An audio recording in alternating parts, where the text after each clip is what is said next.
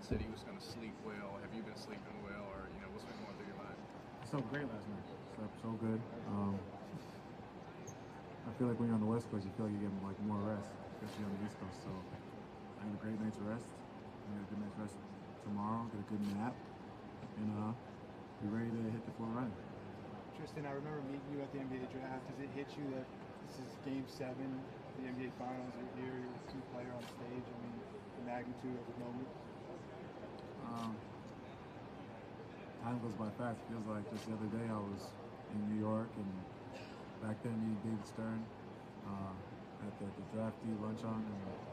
And time goes by fast, but it's a great moment and opportunity for myself and for the rest of the guys on the team. Game 7 NBA Finals is what you live for, and it's great. We're not talking about energy or the start of the game, but we have to talk about patience for finishing the game. Maybe it's just to keep patience and energy.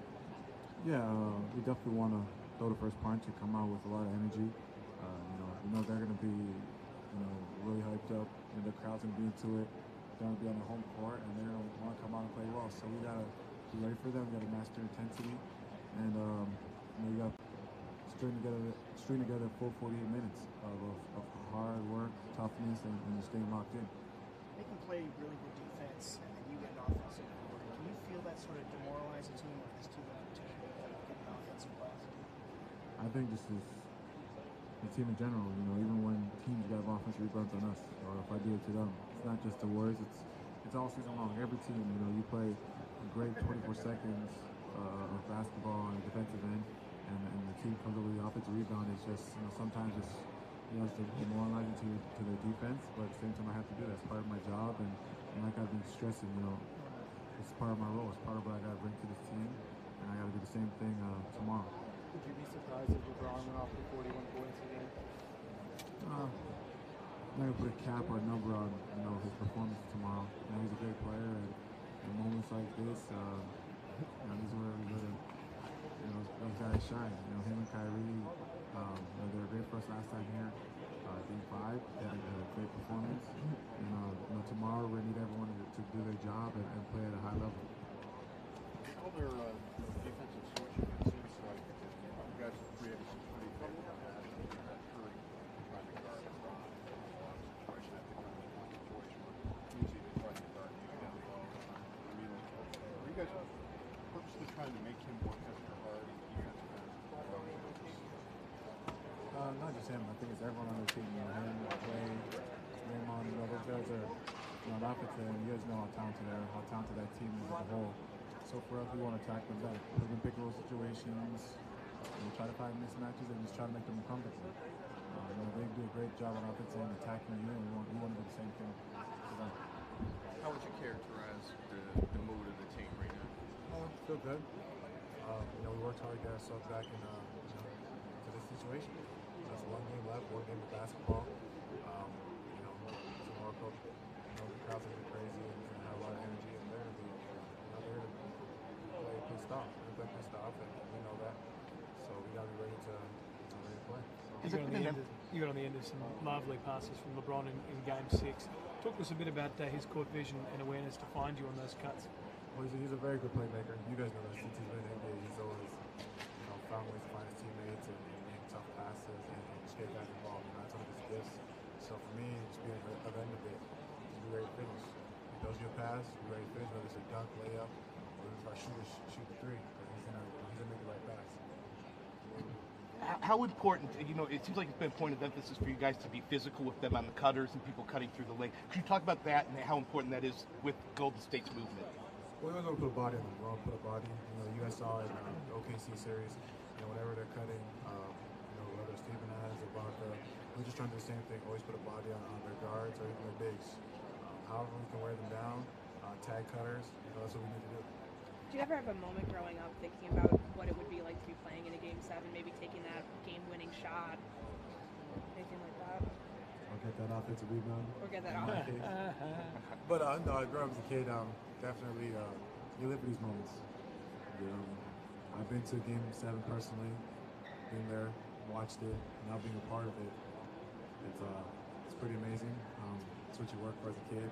All these extra drills, running outside, suicide, 17s, all those drills that you hate your coach telling you to do. But for moments like this where it's like, you know what,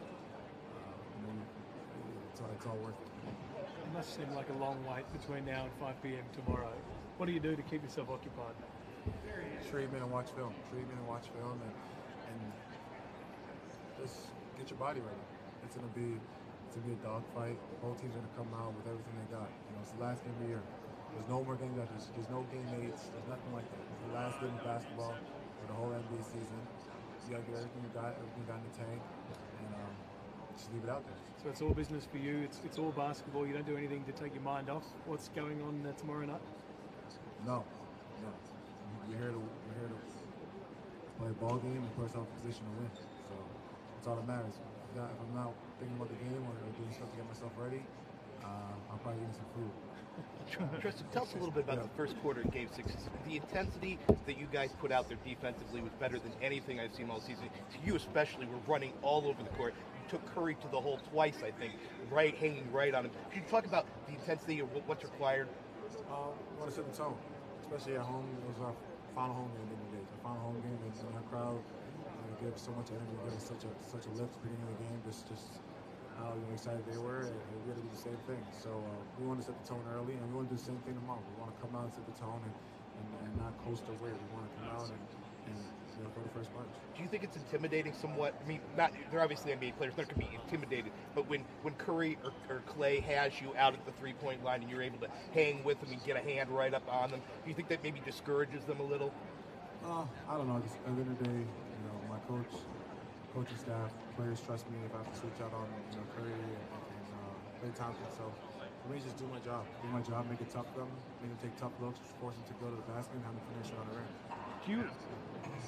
Game 7s of the NBA Finals don't come along that often. Do you embrace how special it is to be in something like that? Do you allow yourself to think about that, or do you try to just block all of that stuff out? I try to just block it out. I just try to approach it as just another game. Obviously, it's a game 7. People talk about it, you're like, oh yeah, but I don't get really too caught up in it. I'm just worried about what I could do to help my team put myself in a position to win and just be a star in my role. Was Corey someone you've talked to about that? He had that experience, obviously, in Game 7. No, he's actually in Italy right now, so I haven't spoken to him, but I've seen the Game 7 NBA Finals personally, saw it, so I know exactly what's on the line. I saw the way the players are warming up, the intensity, the focus from tip-off, so I know how important it is. As physical as this series has been, is it ever difficult to know how physical you can be before? I mean, do you test it out? Do you want to see how the refs are going to call you? And does that ever kind of stop you from being physical, or just let it go and see what happens? No. The way we want to play is we don't want to set the tone and be physical from the game. Especially for us bigs, we want to be physical. We want to let everyone know, put our mark on the game, and let them know we're coming here to play. We've been doing that all series, so we're not going to change that. Tristan, you said pretty tough defensive breakdowns in games 1 and 2. What's changed since then? I think we're just communicating better, and we're just playing quicker step. We're just playing just more locked in. First 2 games, we try to stick to the game plan, but obviously, they found ways to get easy looks, and we just made our adjustments, and we just played harder and smarter, and it's worked out pretty well for us. Can you talk about what changed with the game plan defensively? Pretty much the same thing. We just switch a go pick and roll, blitz.